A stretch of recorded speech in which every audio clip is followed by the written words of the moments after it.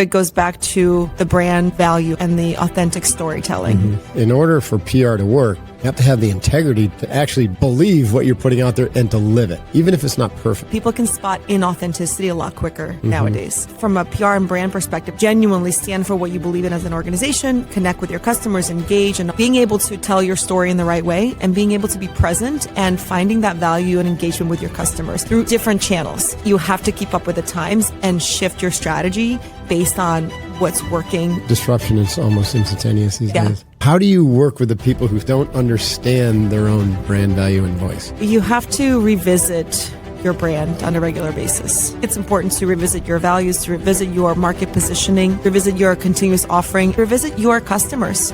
When it comes to storytelling, we're talking about what's going on, leaders, warriors, and CEOs. Let me ask you something. What if 3 days could change the way you lead forever? Not with hype, but with a proven system tested by Navy SEALs, CEOs, and other high-stakes leaders who've learned to lead themselves before leading others. Most leadership training focuses on strategy and tactics. But if your inner world is misaligned, no strategy is going to save you. That's why I created the Unbeatable Leader Challenge. It's not about more information. It's about transformation. In 3 days, I'll give you not only the tools, but the live training to master your mind, your emotions, and your mission. Join the thousands who've taken my challenges and walked away with a battle-tested framework to unlock courage, clarity, and conviction in the most demanding moments of life and leadership. Grab your spot now at unbeatableleader.com. Once again, that's unbeatableleader.com. It's time to become the leader that you were born to be. Hoo-yah. Now let's get back to the show. Welcome to the Mark Divine Show. Super stoked to have you here. I'm host Mark Divine. If you're a leader who loves to learn and is willing to lead with purpose and on purpose, then you're in the right place.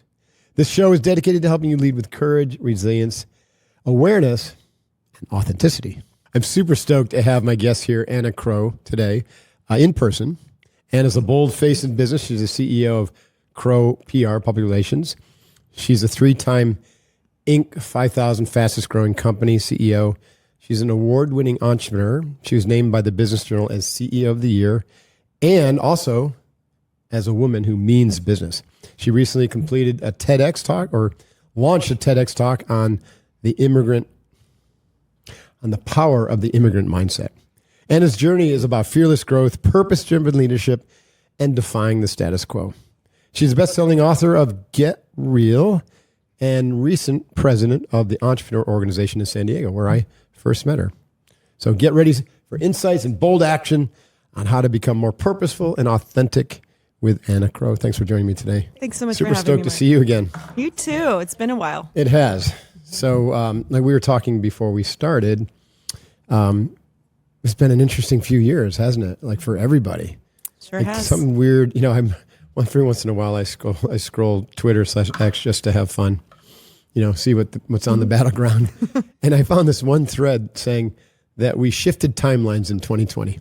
And I'm like, that was kind of a fun little rabbit hole, but it does kind of feel like that, doesn't it? It sure, yes. Like there was life before 2020 and all of a sudden everything changed and now it's changing faster. It's almost like that was preparing us for some radical transformation with AI and with what's coming. Who knows? Absolutely. Yeah, I think a lot of companies are seeing it, and a lot of people are going through so much transformation and change. Seems at a faster rate than before. Definitely. So you're, as a PR agency, you see a lot of companies now kind of trying to reposition, rebrand, figure out a way through. What are the major themes and trends that you're seeing, like since 2020? Yeah, well, there's so much information that comes at customers, at consumers, whether you're buying from consumer brands or you're buying a professional service, whatever it is, right? We are inundated with data.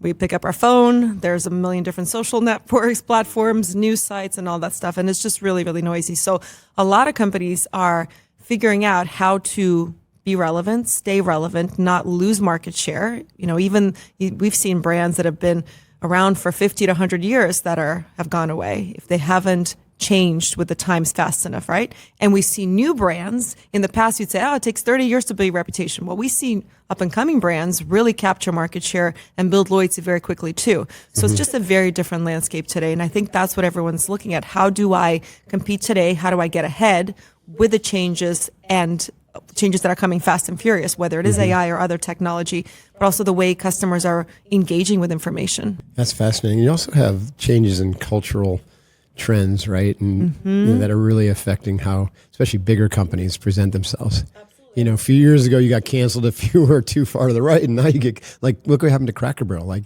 you can get canceled if you just try to change your logo. You can see, even think about the last month of how many moments went viral of people doing something, right? Whether we started with Coldplay scenario, right? To the other day, another at a sports event, you know, CEO had to step down. I mean, there's just a lot going on that we all have accessibility and virality, or we just did a piece on even just cultural relevance and moments that happen in popular culture that all of a sudden just take off and dominate the headlines. Do you think that people are just overreacting?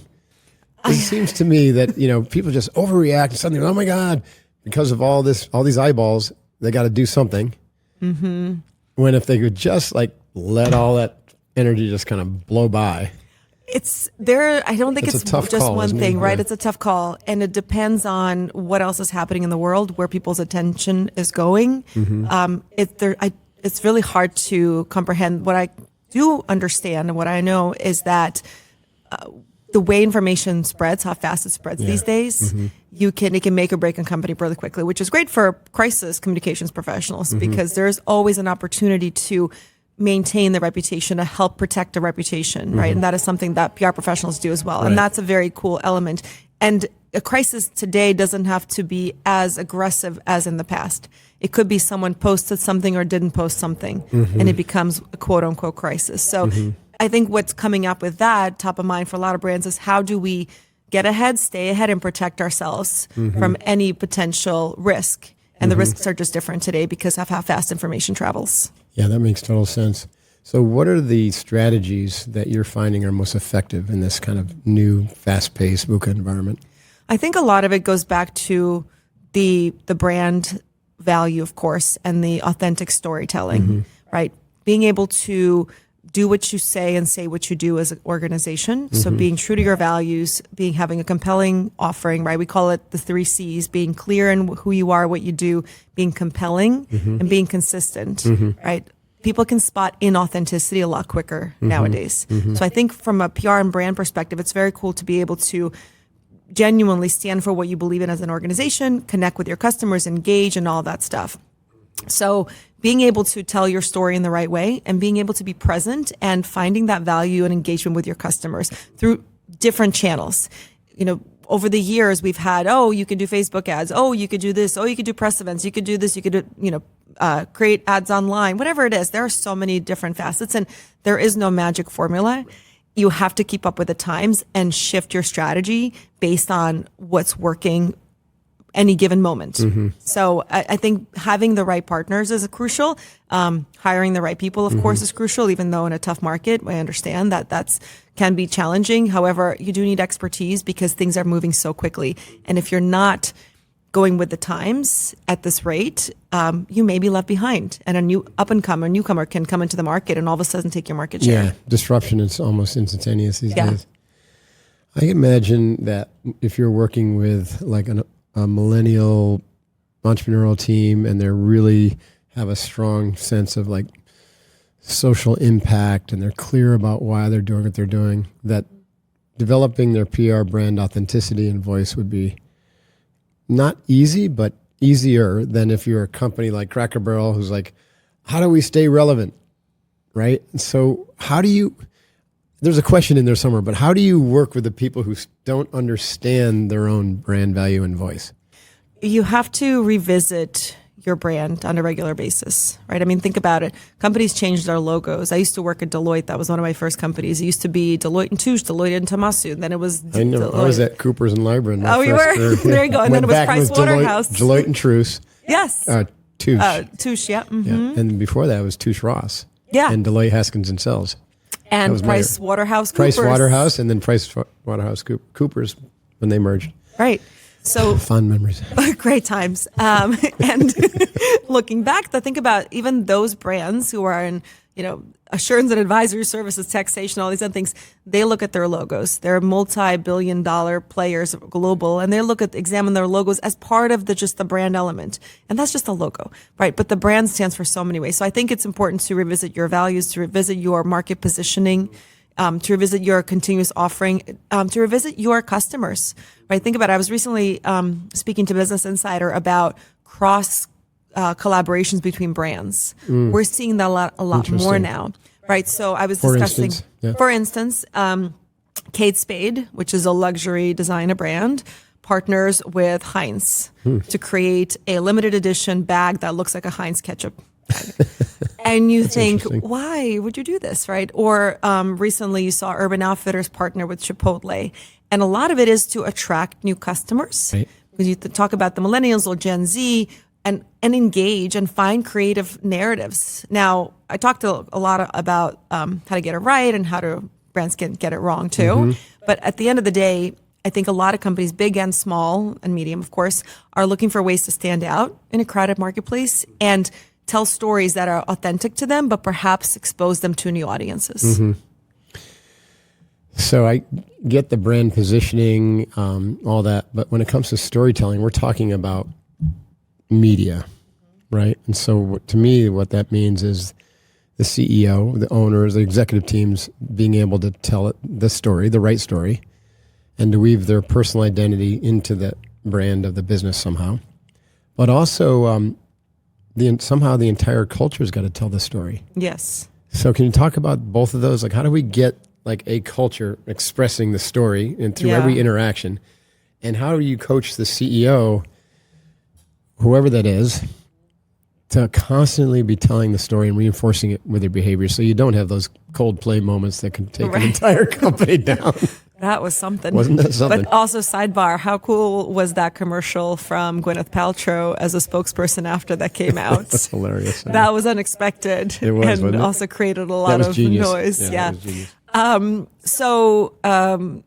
Yes, there's obviously the external communications, right? You're talking about media, speaking to press and writing blogs and going on writing books, writing books, going on podcasts, express the social cause, 100%, right? And there's also internal communications, right? And that's taking those same 3 C's in-house and making sure that you continue to share the vision, the mission, the values, why we do what we do. Simon Sinek starts with why.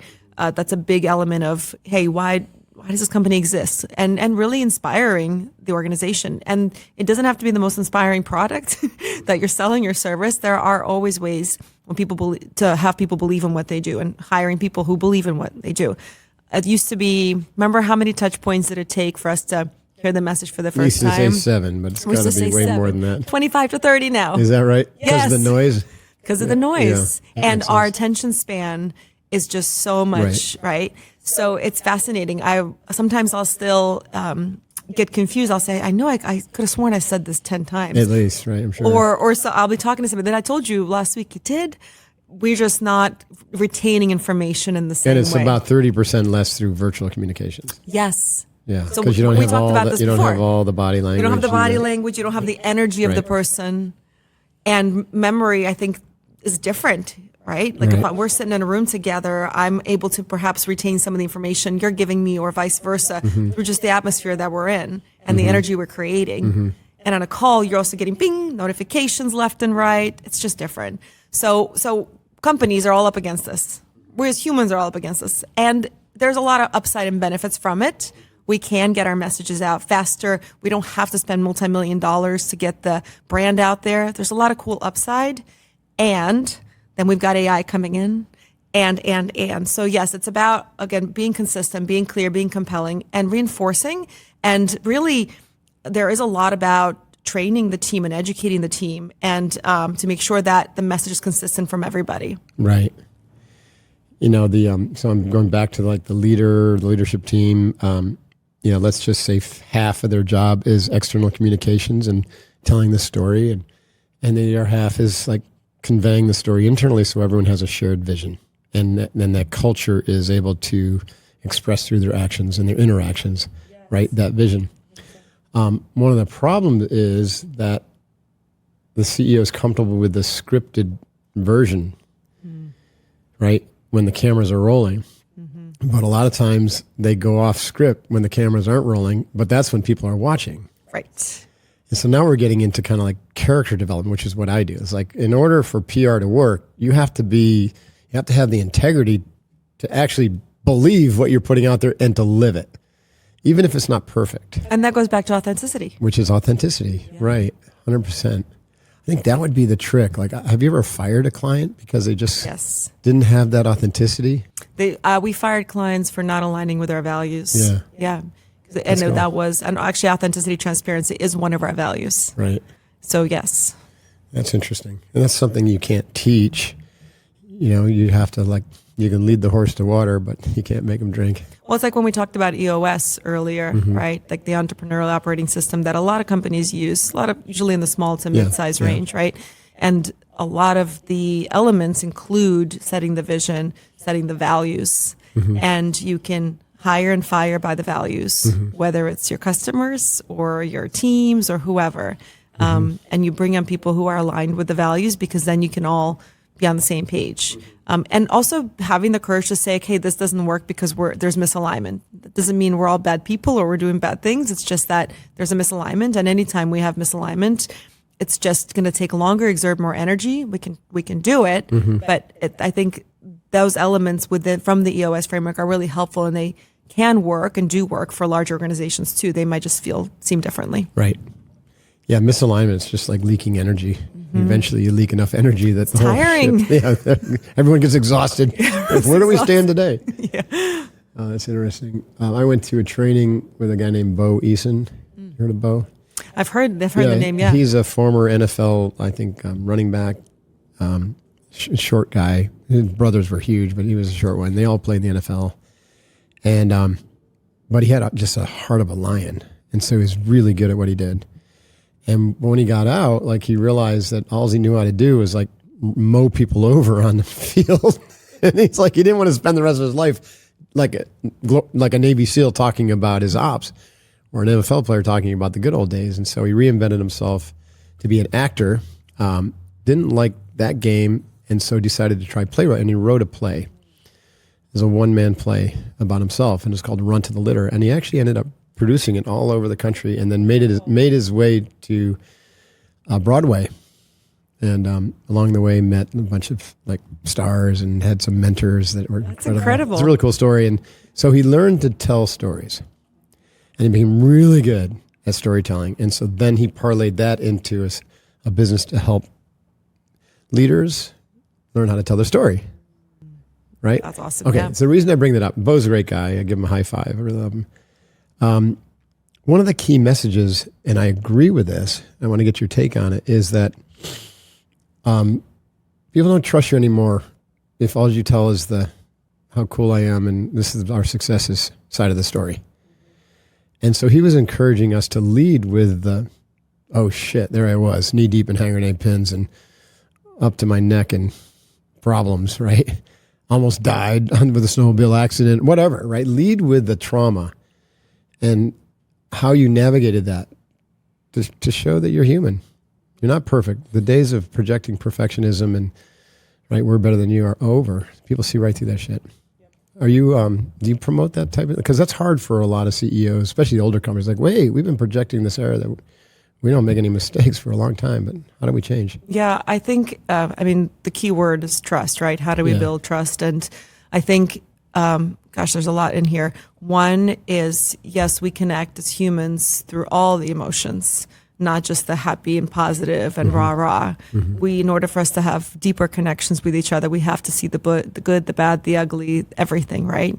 And the trick is figuring out how to tell that story in a way that doesn't scare a bunch of people, right, but instead creates trust that, hey, we're human and we're doing our best. And here's why, you might want to engage with us. So there's definitely an art to it. Right. And the great thing is you talk about character. Yes, for leaders who have that, at the heart, just heart of a lion or however you want to call it, they're passionate, they're want to do amazing things and they've suffered setbacks or whatnot, it may be easier for them to relate to people. Whereas for some people who may have a lot of defenses based on life's trauma may be more difficult. So it is, I think, helpful. But that speaks to so many different ways of developing that character and being able to bring yourself authentically to the table in the way that is comfortable for you. Mm-hmm. And that does want to reduce risk in some way, shape, or form. Mm-hmm. Because what you don't want to say is, during COVID, for instance, right? Everybody's panicked, right? Companies are, what is going on? You can have a leader that says, guys, we might just have to close doors tomorrow. Mm-hmm. What kind of panic can that ensue? Yeah, they're being real, they're being direct, but that may create a lot of panic. Or they might say, we don't really know what's going to happen tomorrow. We're going to figure it out. It's going to be all hands on deck today. We'll figure it out together. We'll figure it out together. Different messaging, same authenticity. So there's also that messaging that we want to finesse, even if it is worked on a little bit. I know it can't be broken down into a simple formula, but do you have, like, for someone listening who's like, oh yeah, you know what, I really need to kind of change up my story. What steps? Because I look at almost like the hero's journey, right? Mm-hmm. And like you said, that's how you frame up the challenge or the adventure or the failure, right? It's really important to frame that in a way that is going to lead to a positive outcome, right? Or a positive lesson or positive learning or growth. Yes. And not dwell on and get into the story. You don't want to get into the weeds of the story, but you're like, yeah, this happened. Yeah. And it really sucked. Yes. But this is how we responded. 100%. Walk us through that, how you would coach somebody. So there are different frameworks that one can use. When we're thinking about brands, and a brand could be an executive, a brand could be a celebrity, a brand could be a big consumer conglomerate. Usually it's both, right? Yeah, even 100%. the big Fortune 500 people are starting to double click on an individual, whether it's spokesperson or the CEO. Because there's usually, the face. They want to have that face. Because that's where the connections happen, right? Now, there certainly are plenty of companies that exist where you go, who is the leader in that? Right. But sometimes those have founder stories. They may be on their fourth or fifth CEO, but they have a founder story that their customers still resonate with, right? So I think, when we're talking about brands, a lot of it, we go back to the why. Why do we exist? We go followed by how do we do what we do, followed by what exactly do we do. Mm-hmm. So instead of saying, and I think Steve Jobs used to talk about this, we sell computers to the world, instead of starting with that, like, what are we really doing based on our why and our how? So that's one way of framing it, right? I think today, because we have AI at our fingertips, there are so many prompts we could do, right? So you could literally just go in and write a bunch of different prompts or ask for different prompts and just start the process and getting information out there and getting creative. And at the end of the day, it has to be authentic to you. So, but the cool thing is there are a lot of different tools nowadays that we can leverage. I mean, I just did this exercise over lunch with some friends. We had ChatGPT roast us. We said, I said, go ahead and roast me. And it was funny, right? And it was like, here's what you're overdoing. Here's why you're flawed and this and that. And then you could say, great, go a little deeper. Because when we're using these tools, it's also learning a little bit more about us. So I'm not suggesting that brands should go lean on this, but as an individual, there are really cool, unique things you can do to just start getting the information out there, and then go through that framework. That's cool. Now that you've kind of brought up AI, how are you using AI and training AI to understand a client better than they understand themselves? Yeah, it's such a interesting world, right? The space is so fascinating. And every time I go to a new AI webinar or seminar, I come home with 17 more tools. Right. I mean, I'm creating a Saturday morning sometimes. I'll just tools are popping up every day. I know, I'm making little videos. Right. I'm taking a photo, making it into a video, and then creating a storyline for it just for fun as a creative outlet, really. So you can use it in different ways. I think for us, obviously leveraging AI for operational efficiency, right? If we can work smarter by leaning on some tools behind the scenes, fantastic. And it could be just taking some of the manual things and making them more technological, savvy, just like any operational system has done over the years. I think from a standpoint of standing out in the marketplace, there are, we talked about SEO quite a bit for many years, right? Google SEO, Google search. Now we're talking about AEO. So how are these AI models getting my information? So a lot of what's cool thing for PR professionals is a lot of it comes from earned media. So being in the Forbeses or the NBC or whatever, the trade publications. They'll pick it up. Pick it up, earned media. A lot of it comes from more social media. Or your websites. Right? A lot of it comes from the blogs, the content creation, all that stuff. So we can use these tools for high-level research. Do you have to point the AI to those, or does it already kind of scrape it real quickly just by its algorithm? Yeah, depends. That's the short answer. I mean, obviously, it starts learning you, so it starts kind of customizing some of the search results for you. So you might want to go incognito and sort of do some new searches so that it goes from Clean scratch. slate. Yeah, clean slate, exactly. But that's one thing is just understanding how to get into those search engines as a company, right? How do we? If you're a dentist's office. How do I become top 5 dentist's office in Southern California, right? Well, all these other elements have to work for you, like earned media and blogs and other things, and you have to be an expert. And is it more is better, or is it the right placement that's better? Or what? It's consistency, the right placements and consistency in messaging too. You don't want to say 100 different things, right? Yeah. You want to make sure that you're consistent. Funnel down one rabbit similar hole. Similar as SEO. There's just additional nuances with AEO. So that's one way. And I think at high level, you can take a look and you can use the tools to also, ask questions like, what questions should we be asking if we're in this industry? What are some of the biggest pain points? Now, we do want to go back and make sure that all the stats and data that is being pulled is validated and check those websites, because there's also obviously misinformation that's available. But it is just such a fast way to get high-level info before you want to dive in a little deeper.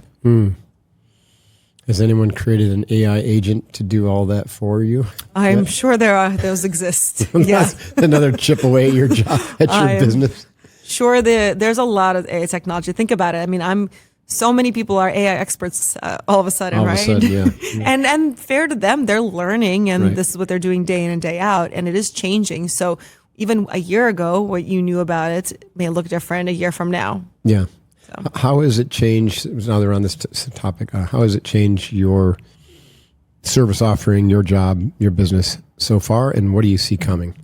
I think for us is, making sure that the customers we service are getting into these AEO results, right? So same thing with SEO, making sure that we're continuing to build reputation and all of those things, and also being able to do audits. Taking a look at what competitors are doing and things of that nature.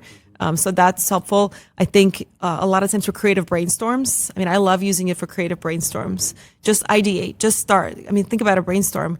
It usually starts with one idea, and then it grows and it grows and it grows. So coming up with creative prompts to just as thought starters is really good, or creative angles is interesting. So there are different ways. I mean, what I don't encourage people to do is just say, oh, I'm going to use AI to write my social content. Do not recommend that, right? Can it help? Can it make some edits? Absolutely. But it's not a replacement tool. It's really a tool that's to be used to complement the creative genius of a human. And to use it as an efficient tool and perhaps an editing tool as needed, but it's a complement. Mm-hmm. Yeah. And then moving forward, in the future, I think there's going to be a lot more technologies popping up that for sure will make efficiencies for a lot of organizations, a lot of industries, including ours. Yeah. I see it kind of as a layered approach, right? So you have tools now that humans can use that make things more efficient, or, like content creation is a great example. I mean, geez. Used to hire someone to do a logo, it would cost $500 or more dollars. Now you can just like punch, and you get like 10 logos, and you can iterate on those. Yeah, or at least even before you draw one out on the back of the napkin. I know when I started this company, I literally drew it out on the back of an envelope, right? And then send it to a designer, say, what can you do with this? Give you 5 versions. Right. Now you can at least use that. So you're not doing that type of stuff. I mean, still will do it, but it's like really quick. You're focusing more on thinking, helping your clients think and navigate and be agile, overcome the VUCA. Yeah, be strategic. Through your strategic knowledge. That's really cool. When it comes to AI and this idea of layering, though, this is the part that really kind of makes my brain hurt, is then you have all these individual agents. So even a GPT is an agent. Mm-hmm. But then we're starting to develop agents that can manage, lead, or coordinate the effort of other agents. Right. And so now we're getting into work process flow, right? And so one, AI application in the beginning might have been like to find the most cheapest airfares, using AI to do that. And it can scrape all these websites. But the agent upon the agent is like find the cheapest one and book the airfare, right? Right. And maybe book the car, and send the a thank you hotel, note. and send a thank you note. And next thing you know, like there's an entire task that would have taken you hours, or you would have an assistant or a travel agent just completely being handled by this little AI bot. And then you're going to have an agent that can manage a number of these bots that have both professional and or personal, right? And so this is where like Sam Altman, Elon are going. Elon sees it in a robot. Sam Altman sees it in a little electronic orb, something you have on your table. Mark Zuckerberg sees it in your eyeglasses, which is going to be the AI assistant, which will handle all that shit for you. Right. So what do you think? What's left? Right. Well, here's my question for you, because you do so much work also with obviously mindset and, breaking through barriers. And what does what do you think the impact is on our minds? Our minds, I know. Well, they're obviously going to significantly impact, the whole sense of self and what it means to be human and all that kind of thing. It's already affecting how the brain operates, because the agency of having to think for yourself and do your own deep research and pull concepts together and even to express them, like you and I, when we're thinking, I don't know about you, but like I'll be drawing pictures and like a little mind map and I write things out. That's dying art. And that's a way that our brain like stimulates neural pathway growth and whatnot. And so a lot of that stuff is basically, we're giving up our agency over the thinking processes. We're outsourcing it to AI. So if you're not replacing that with some other thinking process, like the ability to be creative and intuitive and, deeply connecting, then you're basically cramming yourself down into a narrower range of existence, almost a form of kind of like AI-enabled, I hate to use a term, but slavery. Maybe that's too strong of a term. We already have elements of that in terms of our, the debt structure. Everyone's indebted, right? And you throw in taxes on top of that, and an economic model where you really can't afford a house, and you're always, you're spending more than half. Sometimes most people are spending their entire year of salary just to stay afloat. So they don't really have the freedom. So if you don't have the freedom of movement, don't have the freedom to do what you want to do or to buy what you want, and then you take away the freedom of thinking, and you're getting pretty close to like what Klaus Schwab said, like everyone's going to be happy, right? They're not going to own anything, but they're going to be happy. We'll give them a check, we'll call it universal basic income, right? We'll plug them into entertainment. But that's like the Matrix. Yeah. Everyone's kind of anesthetized with distraction. Yeah. And social media and entertainment and all the elements are practically there. It's interesting. That's a pretty dystopian view of the future. But sounds great. Yeah, no, let's go. Lovely. No, we're pushing back against that, right? I'm trying to educate people to train your mind to maintain your agency. Well, there was this really accurately funny clip on social media the other day where there's an employee trying to come into a conference room and they see the other employee. Did you see this one? They're on their phone at a conference table and someone is knocking. And so the person goes to their phone, hey chat, someone is knocking at the door. What do you think I should do? And she says, you should stand up, open the door, say hello, right? And so, okay, got it. So it gets up and then the person on the other side goes, okay, it looks like they're standing up. What do you think I should do? Oh my God. And I think it went pretty viral because of the absurdity at a high level. Right. Right. But you're right. I was doing homework with my son the other day and it was a math problem and he's doing it on his laptop, the iPad, right? And I get a piece of paper, I'm writing out, if Susie travels 20 kilometers, I'm like 20 kilometers. And then the train is going 50 miles an hour. I'm writing it out. And he's like, what are you doing? I'm like, what do you mean I'm writing solving the problem. Yeah. He's like, why are you writing it? I'm like, what? In order for me to understand it, I have to write it down. So it's just an interesting concept. He's like, no, we're just going to put it in the iPad. Amazing. So to me, it's like the brain is already working so differently just with that alone. Right. And then layering in these tools that are helping us think less, right? Think Right. less critically. Right. It's going to be very interesting. So I'm really curious and interested in, you're right, how do we, what do we replace that with? Right. Is it mindset, meditation, connection, presence, nature? Are all those, older techniques becoming more germane, more necessary. right? Even though we've been Which is moving cool- away from them for all Right, these years. right. Now we feel an acute sense that they're necessary. I mean, that's exactly kind of what we lead with our leadership development. We say, okay, the old model was like horizontal development in sense that we're going to make you more efficient or more effective at communications, at developing strategy, right? At whatever. But it doesn't necessarily change who you are or how you see the world or relate to it. And so what we're doing is saying, well, that's like, the definition of sanity. Keep doing the same thing, expecting different results. It's not going to work. So we need something new. So the new is to re-engage in these timeless wisdom tradition practices, right? Breath work, Yes. meditation, visualization, time in nature, stillness.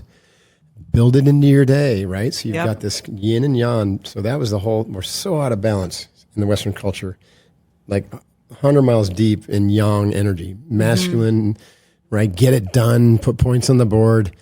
Hashtag And- hustle culture. Right, and AI is firing that up, right? It's like, it's rocket fuel for narcissists. So it's going to lead to more degradation of the environment, more destruction, more if we don't rebalance it Yes. with that yin energy, that recovery. Which is cool. That is very positive. Right. So the potential. positive spin on it, because now Yes. there's starting to be a lot of anxiety, like that we're talking about. How's this changing us? How's it affecting our kids? Yes. Not good. Right. A lot of disruption in business, disruption in cultures. Right. Look what's going on around the world. So it's waking people up. Like, wait a minute, maybe we've gotten way off track here. Like, look at the whole Maha movement, right? How can you shake a stick at wanting our kids to be healthy and eat real food and not consume pesticides and, toxins and all this? So that just makes common sense. Common sense is uncommon, right?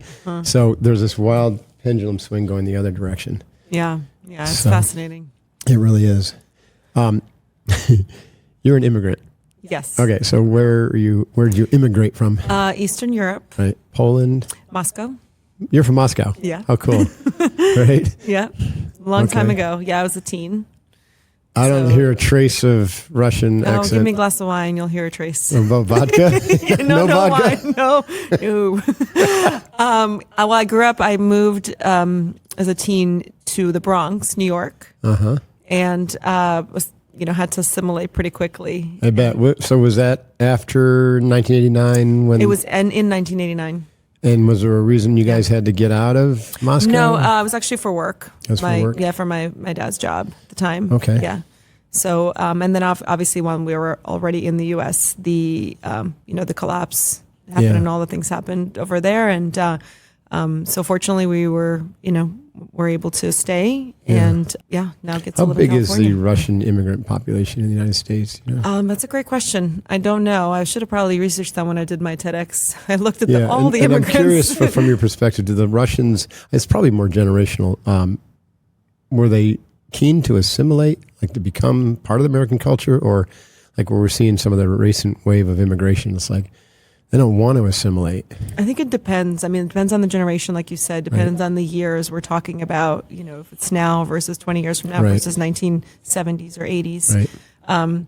But it is, I think when I talk about this topic, I really have found that there's so many people that I meet. I mean, in my EO forum, for instance, in a group that I meet with for our organization, 4 of us have moved here from other countries. And there's a lot of similarities that we share, right? Fun fact that 85% of businesses are started by immigrants. 85%. Yes. Yeah. That's interesting. I wonder how long that's been germane. Because again, I think that you're going to find probably that's a more recent trend, like last very 20 possible. years. Yeah. Yes. Fascinating. So, but that's, again, goes back to, there's different reasons But then for again, it depends on what you consider an immigrant, because Yes. the rest Yes. of us We were also immigrants, just 100%. several generations removed. I mean, we talk about Google, right?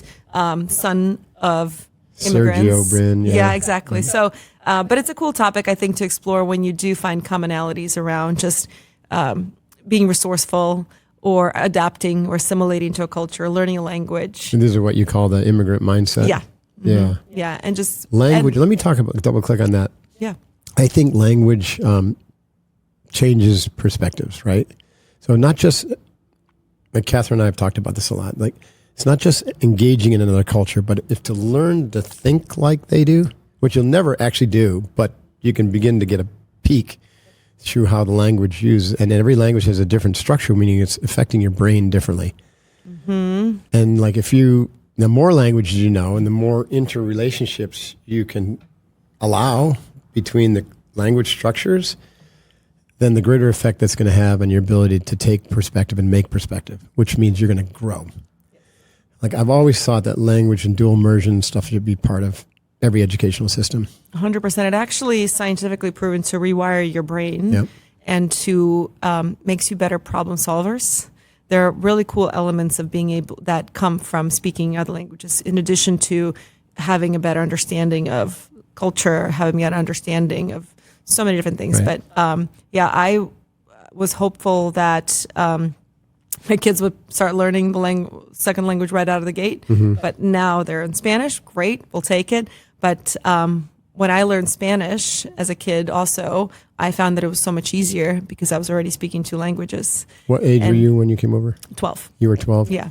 Did you have any English when you were in Moscow? I knew how to sing the happy birthday song. That's good enough to start. So we could get around. So you had to learn English from scratch? Yes. Do you still dream in Russian? Both. You dream both? Both, yeah. Fascinating. Can you tell us like different scenarios where you'll revert to thinking in Russian? Maybe because it's like a complex problem or triggered into it. I'm just curious about how that works. That's interesting. Obviously, if I speak the language to people I know, I kind of go back and forth in my mind. You can seamlessly go back and forth between Russian and that's interesting. Yeah, there was a time I remember actually recently where I was having a conversation with my husband, and then I just said something in Russian to him, and I said, "Wait, you're not going to get that. Hold on." And I just go back. You probably thought you were calling him a name. Yeah, exactly. And I said. And I looked at him, and he looked at me strange. I'm like, what are you looking at me so strange for? And then I was like, what did I just say? Never mind. I think it's coming out more now that I'm getting older. And the brain is working differently.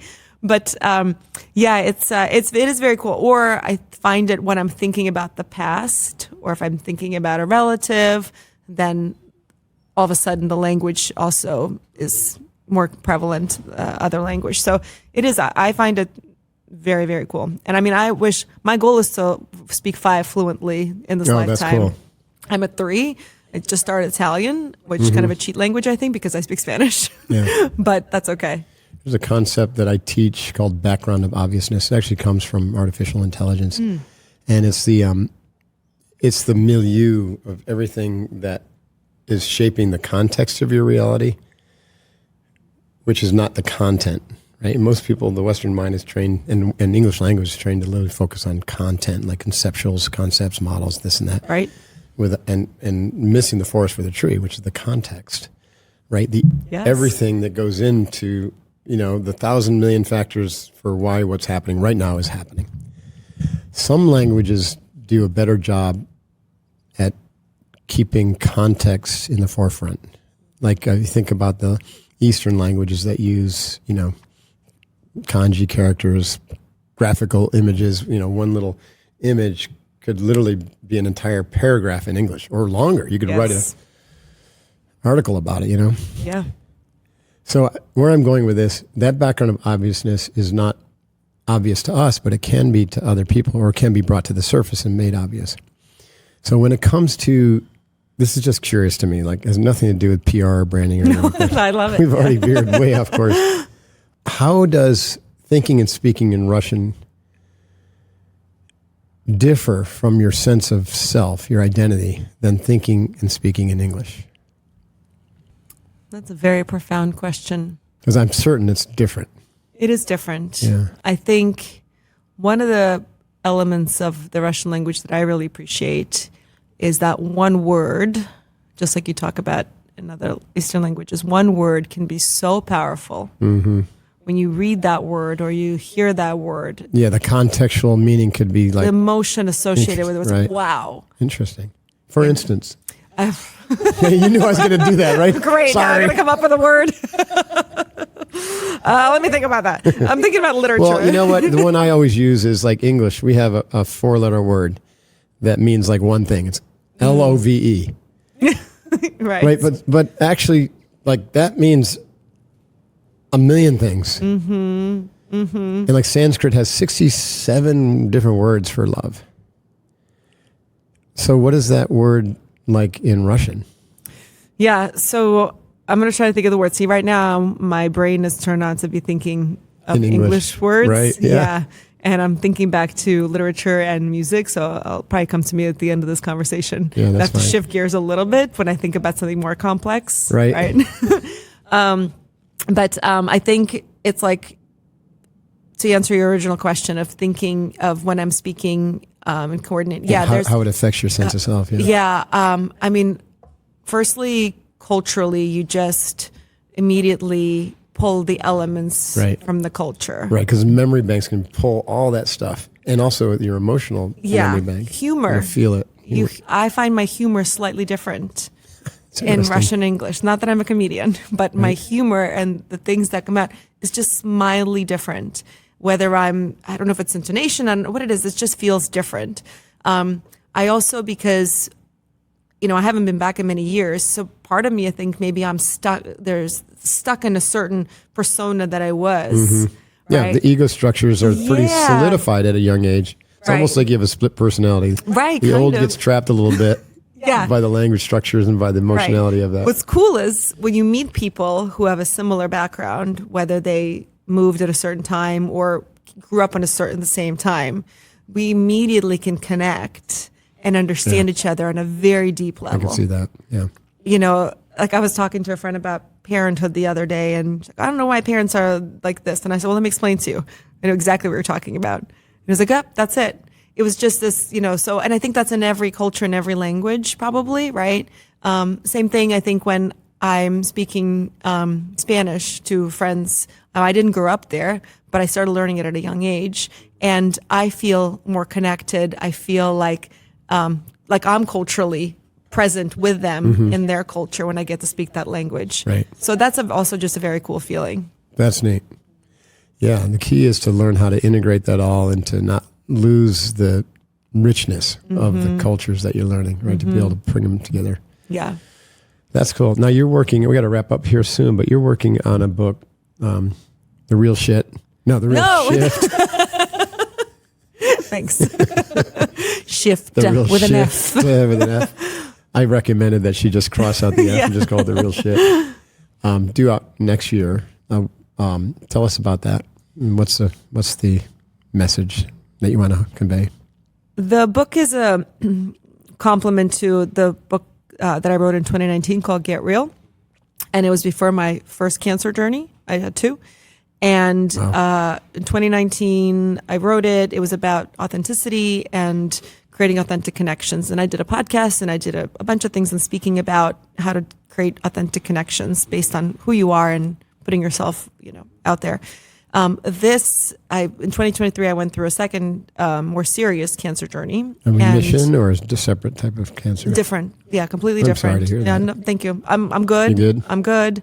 But when you go through moments like that, as you know, when you have setbacks, unexpected you hit a setbacks, tree at 40 when you miles hit an a hour. tree, why off, whatever happens. It happens to all of us. We all have different things, right? It could be divorce. It could be moving to another place. Everyone has different things that set them back. I really, there was a lot of beautiful moments of introspection and I decided that it was time for me to really think about the next chapter. When you think that a chapter may be ending of your book, but you realize that all of a sudden a new book is starting, right? It was sort of like that. And I thought, okay, there are so many other cool things that I want to do, and there are and so many things that I've been learning about myself for the last 40 plus years. And this book is really about taking what I've done and having gone through the cancer journeys, having dove into neuroscience for the last 5 years and did a lot of work on myself anyways.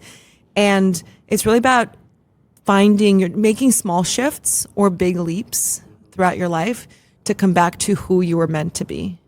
Come back on that track, because a lot of times we lose our footing, we lose sight, we get on a different track. And then sometimes big things have to happen for us to shake us back to the core. And sometimes, but it doesn't have to be like that. And that we are all in control. We're all in our control of our destiny. We can take little shifts every day. Right. And so it's about that. It's about awareness. I incorporate a lot of the tools that have helped me, whether it's meditation, energy work, reflection, journaling, yada, yada, along with just more, even I have AI stuff and social media in there too, because that is my life as well. It's not, I do love to balance both. But hopefully it serves as an inspiration for anybody to take shifts and have permission for yourself to live your most extraordinary life. I love that. That's so completely in alignment with what we teach in Unbeatable Mind. It's like turn your life journey into a practice. And so you're looking for the day-to-day kind of alignment, clarity, shifts, little micro ones, so that you avoid the big ones. Yeah, and thinking about, even just energy, right? We talked about that a little bit here. What's lighting me up? What's energizing me? How can I do more of that? What's dimming my light? What's exhausting me? How do I do less of that? Sometimes it's just a little bit of an audit on that to get ourselves and do more of that and less of that. And when you realize these things, they seem so obvious. But in the day-to-day busyness, in the day-to-day hustle, in the day-to-day survival mode, it's very hard. But I think all of us have that permission for ourselves. It's just a matter of finding. It doesn't have to be huge. You don't have to change your whole life overnight. You can make these little shifts. So that's what I'm really excited to share. I'm going to be launching a podcast with the same topic too shortly. Love to have you on, by the way. Be happy to do that. Thank you, because I think we can talk about purpose finding. I know we don't have time to get in this session here, but I want to dig into purpose finding, because ultimately what we're shifting toward is a life of purpose, which is unique for everybody. 100%. And success looks different for everybody. That's right. And chasing our own, I use that provocatively, right? Finding our own definition and our version and having peace with that. Right. So there's so much cool stuff there. Definitely. That's awesome. Well, where can folks reach out to you, find you, hire you, talk to you? Great. If you'd like to hire us, start there. Yeah, we'll just start there. That's crowepr.com. So Crowe, like Russell Crowe, CROWE. PR.com. But for me, I love connections. Obviously, as I mentioned, my Instagram is just Crowe PR. Crowe PR. Yeah. And I think that's a great start. Awesome. Well, thanks so much. It's great to have you here. Mark, thank you for having me. Great conversation. Yeah. I really enjoyed it. Thanks for joining us here on the Mark Divine Show, folks. Super appreciate you walking this path of leadership and authenticity with me. And thank you, Anna, so much for your time today. You're awesome. Thank you. If today's episode inspired you, then please share it with your friends and colleagues, and also leave a review or rate it wherever you listen. That helps a lot for other people to find it and to keep us relevant. So I'm shooting for 5,000 5-star reviews this year. If you'd like to learn more about Anna, go to her website, crowepr.com. crowepr.com, or reach out at crowepr on Instagram. If you'd like to learn more about my coaching and executive leadership development, go to unbeatablemind.com or unbeatableleader.com if you want to join our new Unbeatable Leader series, which happens every month, a 3-day virtual training. You can also follow me at Mark Divine Official on Instagram. Thanks so much again. Till next time, be authentic. Hoo-yah. Divine out.